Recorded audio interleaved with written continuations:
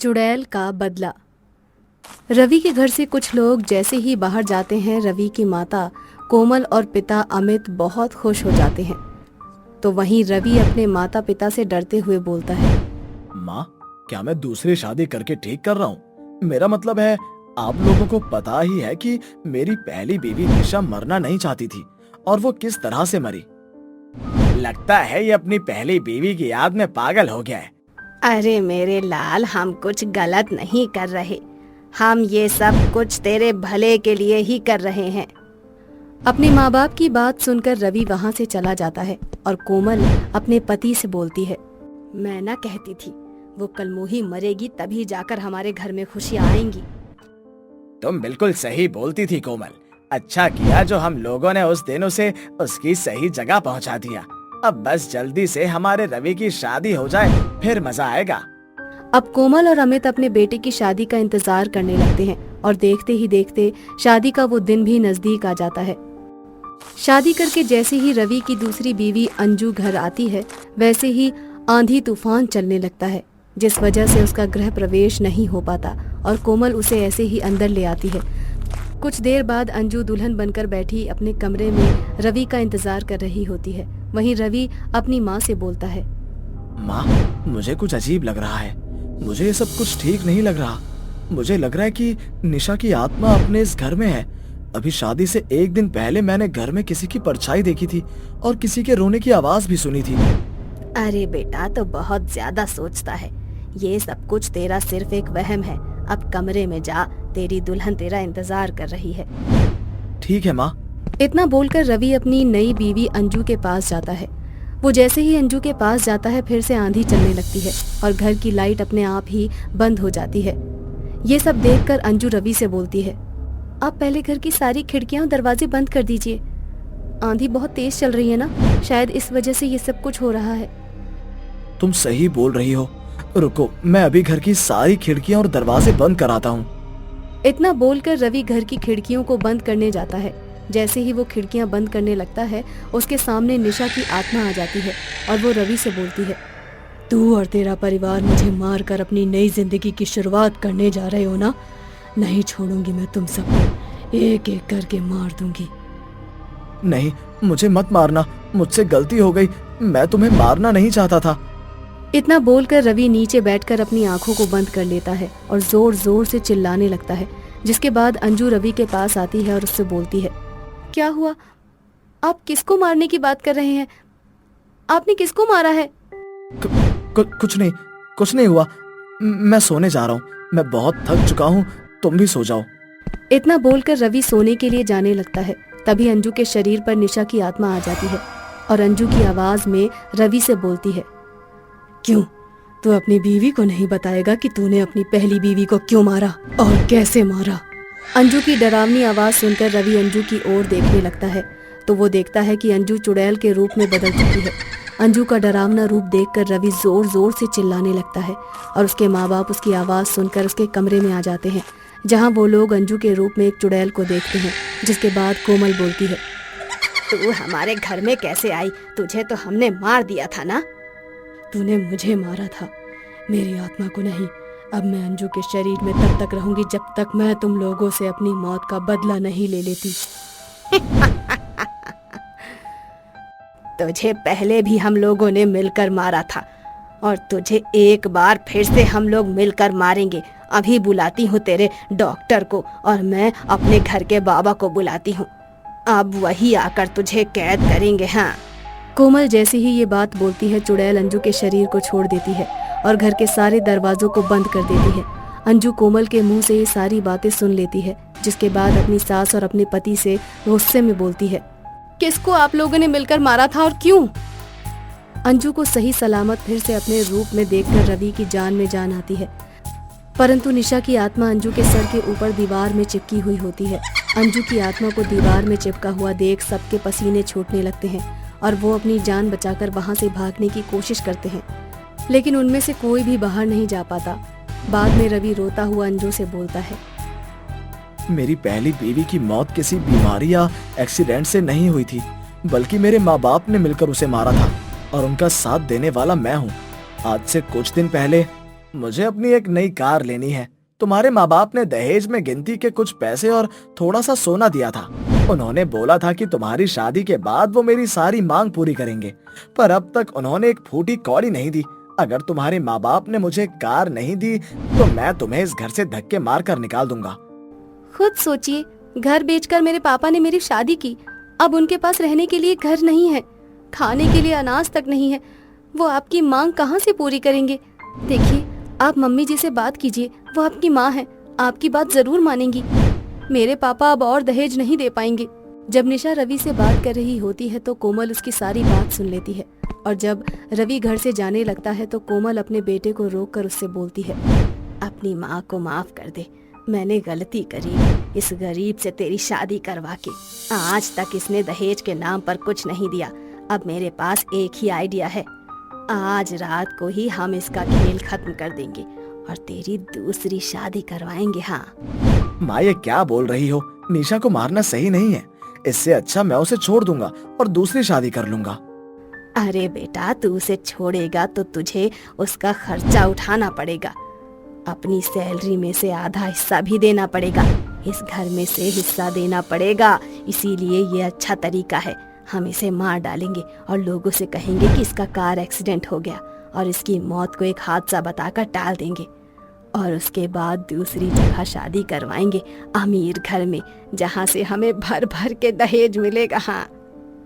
इतना बोलकर कोमल ये सारी बात अपने पति अमित को बताती है। अमित भी उसकी बात मान जाता है और शाम को ऑफिस से आते हुए पेट्रोल ले जाता है, जिसके बाद वो लोग निशा के कमरे में जाते हैं जब निशा सो रही होती है, और उसके शरीर पर पेट्रोल छिड़क कर उसे जिंदा जला देते हैं। मुझसे बहुत बड़ी गलती हो गई। लालच में आकर मैं अंधा हो गया और मैंने अपनी पहली बीवी को मार डाला। अगर मुझे पता होता कि आप लोग इतने लालची हो तो मैं इस घर में कभी शादी नहीं करती। मैं चाहती हूँ कि निशा दीदी अपनी मौत का बदला आप लोगों से जरूर ले।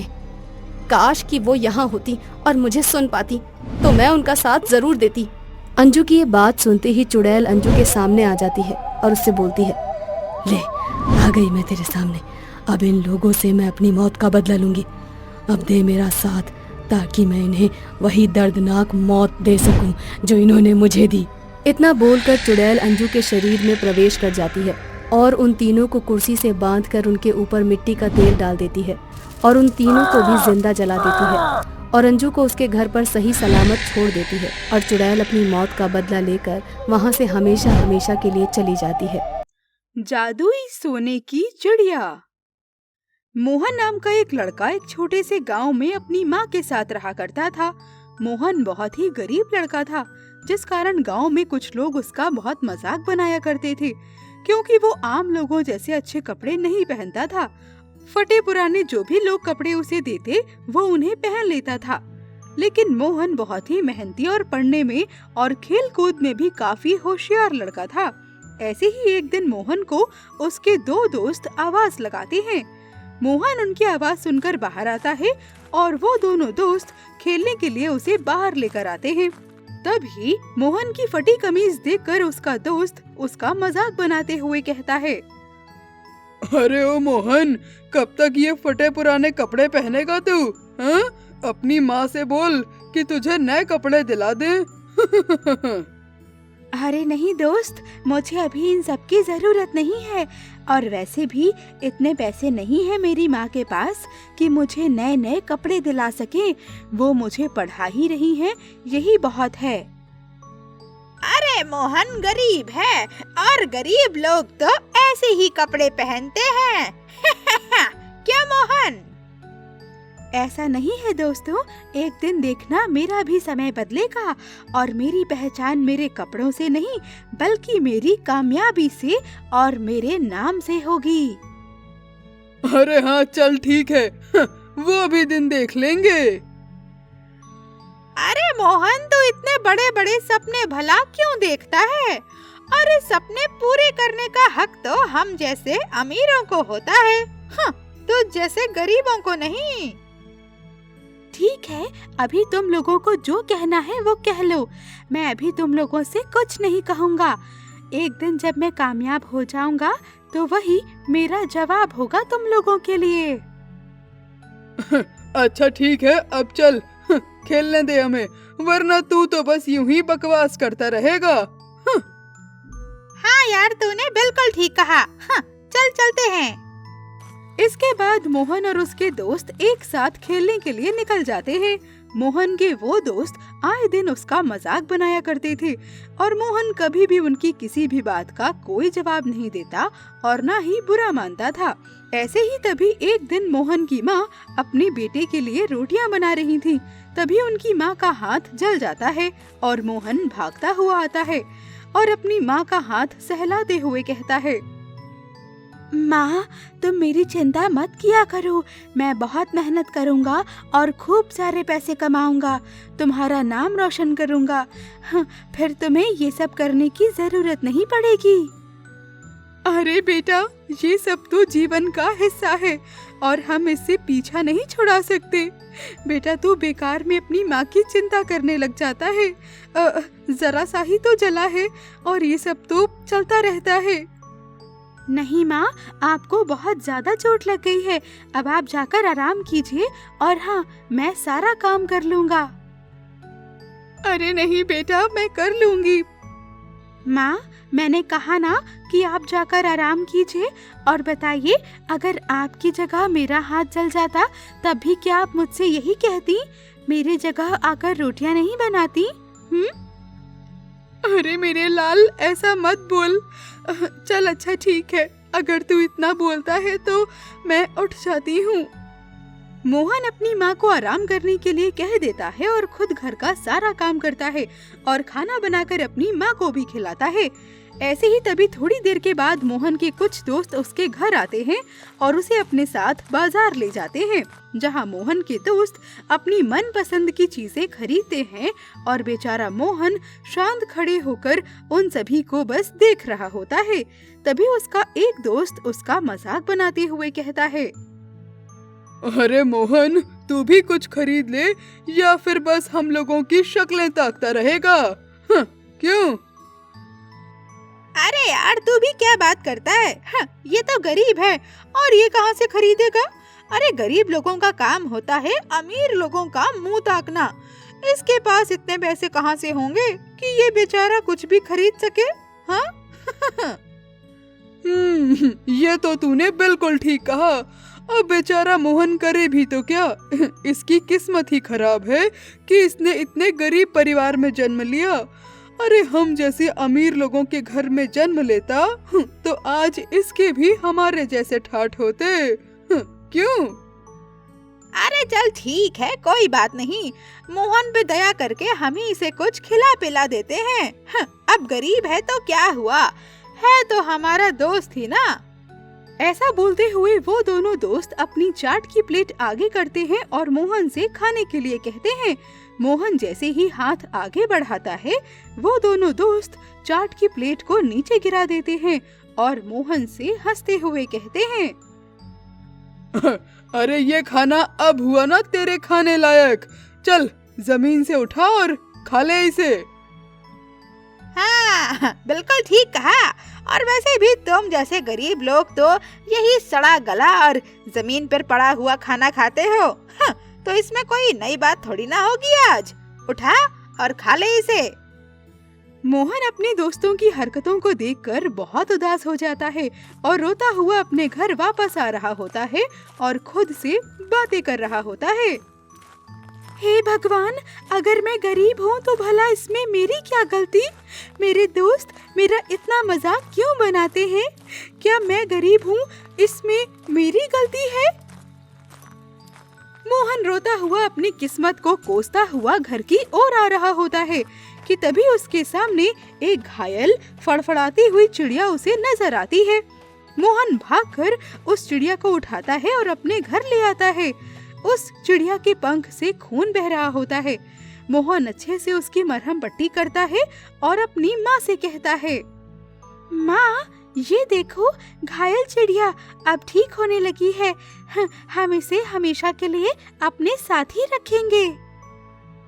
हाँ बेटा, ठीक है। वैसे भी ये देखने में कितने सुंदर है। हाँ, सुनहरी चिड़िया।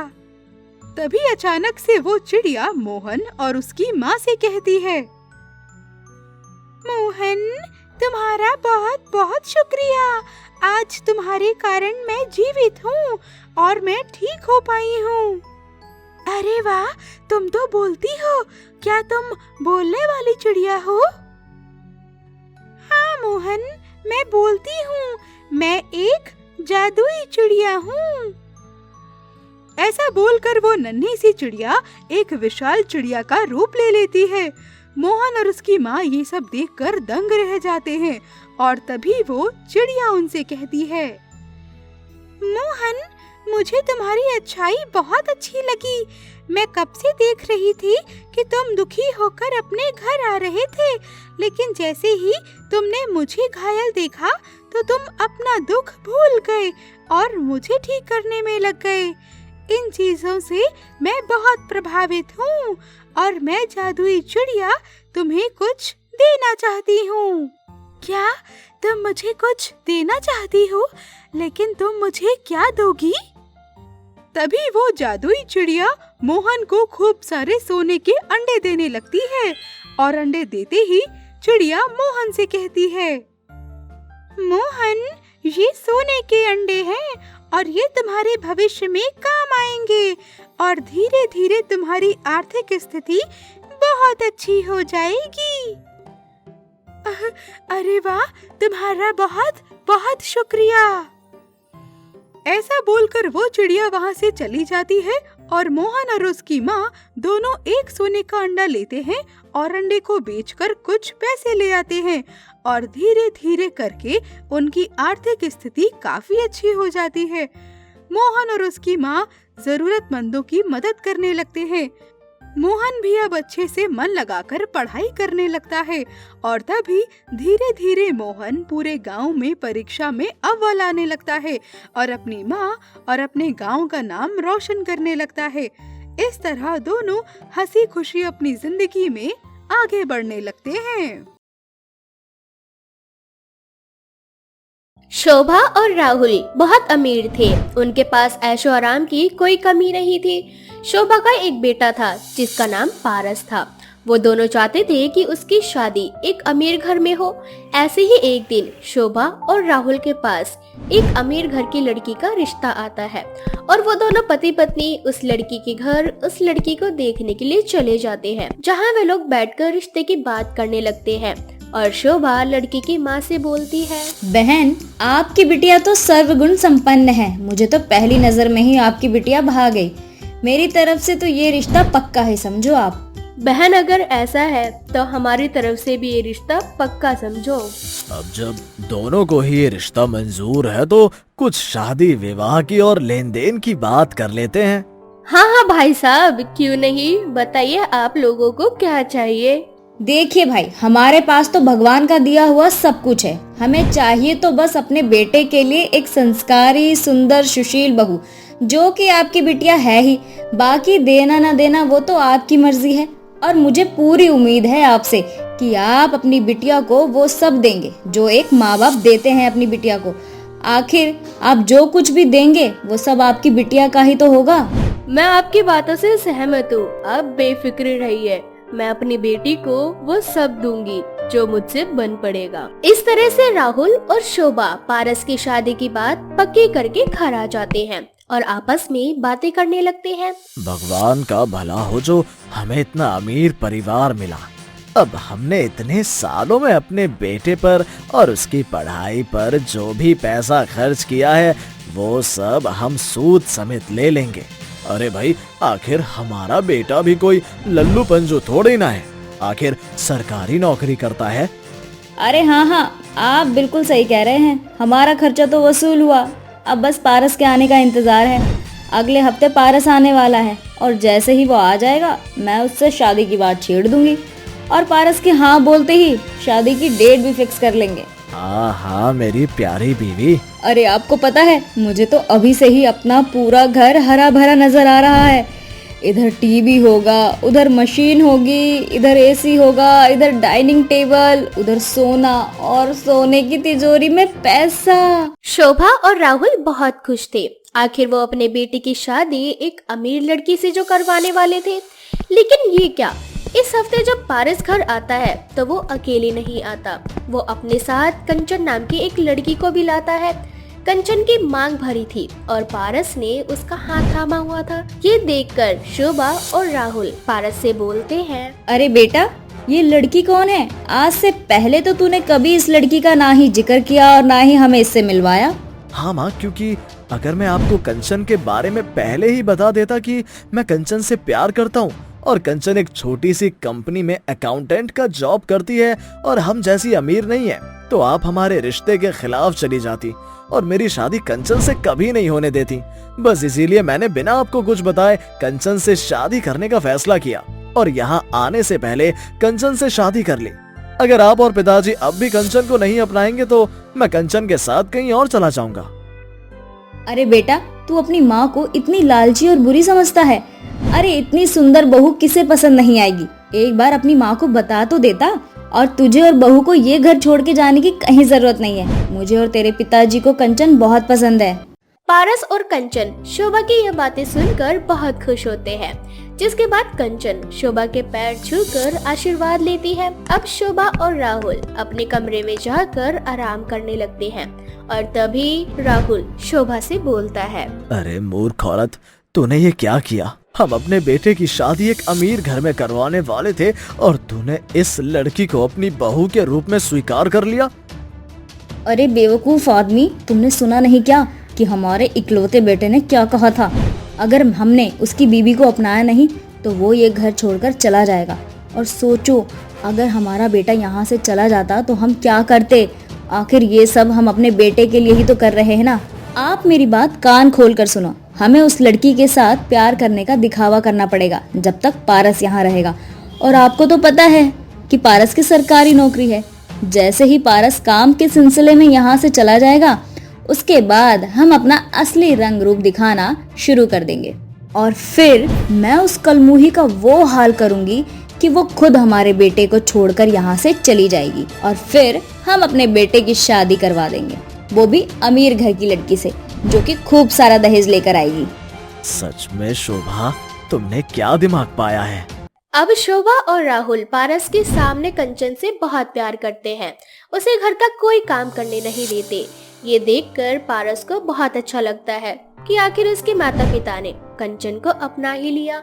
जिसके बाद पारस अपने काम के लिए घर से चला जाता है और पारस के जाते ही शोभा कंचन के कमरे में जाती है और उससे बोलती है, अरे ओ कलमुही, मुफ्त की रोटियां ही तोड़ती रहेगी या फिर कुछ काम धाम भी करेगी? जी माँ जी, कहिए क्या करना है? अरे रात काफी हो चुकी है, हमें खाना मिलेगा या नहीं? मैं बस अभी बना कर लाती हूँ माँ जी। इतना बोलकर कंचन खाना बनाकर राहुल और शोभा को दे देती है। उन दोनों के खाने के बाद जब बेचारी कंचन खाना खाने के लिए बैठती है तो शोभा आकर उससे उसका खाना छीन लेती है और उसे मारने लगती है। शोभा का ये बर्ताव देखकर कंचन को कुछ समझ नहीं आता, लेकिन वो इस बारे में पारस को कुछ नहीं बताती और खुद से बोलती है, आखिर माँ जी को क्या हुआ जो पारस के जाते ही माँ जी मेरे साथ इतना बुरा सलूक करने लगी? कहीं ऐसा तो नहीं कि वो मुझसे अब तक नाराज है? अगर ऐसा है तो मैं उनकी आज्ञा का पालन करूंगी और किसी तरह से उनका दिल जीत लूंगी। बेचारी कंचन ये सोचकर अपने सास ससुर का सारा अत्याचार सहने लगती है, लेकिन शोभा और राहुल का अत्याचार अब उसके ऊपर इतना ज्यादा बढ़ जाता है कि शोभा ना तो कंचन को सही से खाने देती है और ना ही आराम करने देती है। राहुल और शोभा कभी कंचन को डंडे से मारते तो कभी उसका हाथ जला दिया करते। इस बात से अनजान पारस अपने काम में व्यस्त रहता और एक दिन जब घर पर आता तो वो देखता कि कंचन के पूरे शरीर पर चोट के निशान हैं और वो तेज बुखार में होने के बाद भी घर का सारा काम कर रही है। ये सब देखकर पारस अपनी माँ से बोलता है, माँ, आप इंसान हैं या कसाई? मैंने आप पर भरोसा किया और कंचन को यहाँ अकेला छोड़ा, पर मेरे जाने के बाद आप लोगों ने मेरी कंचन की क्या हालत कर दी है? आप लोगों ने ऐसा क्यों किया? क्यों किया? क्योंकि हम तेरी शादी एक अमीर घर में करवाना चाहते थे। अमीर घर की लड़की जो कि यहाँ पर खूब सारा दहेज लेकर आती, लेकिन तूने क्या किया? इस गरीब भिखारी को उठाकर यहाँ ले आया।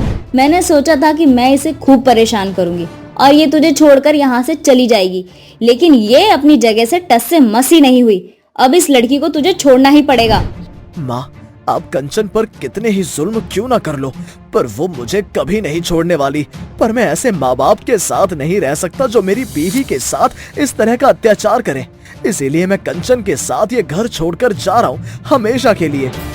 इतना बोलकर पारस कंचन का हाथ पकड़ता है और उसके साथ अपने घर से निकल जाता है। शोभा पारस को रोकने के लिए उसके पीछे पीछे जाती है और तभी शोभा एक कार के सामने आ जाती है, लेकिन सही समय पर कंचन वहां आकर शोभा की जान बचा लेती है और खुद उस हादसे का शिकार हो जाती है। कुछ देर बाद जब कंचन की आंखें खुलती है तो वो खुद को हॉस्पिटल में पाती है और शोभा कंचन से बोलती है, बहू मुझे माफ कर दे, मैंने तेरे साथ इतना बुरा किया लेकिन तूने फिर भी मेरी जान बचाई। माँ जी, माँ बाप का दर्जा तो सबसे ऊपर होता है और माँ बाप के हाथ सिर्फ अपने बच्चों को आशीर्वाद देने के लिए उठते हैं, न कि उनसे माफी मांगने के लिए। इस तरह से कंचन अपने सास ससुर को माफ कर देती है। अब बहुत जल्द कंचन भी ठीक हो जाती है और वो सब अपने घर जाते हैं, जिसके बाद कंचन अपने ससुराल में एक खुशहाल जिंदगी जीने लगती है।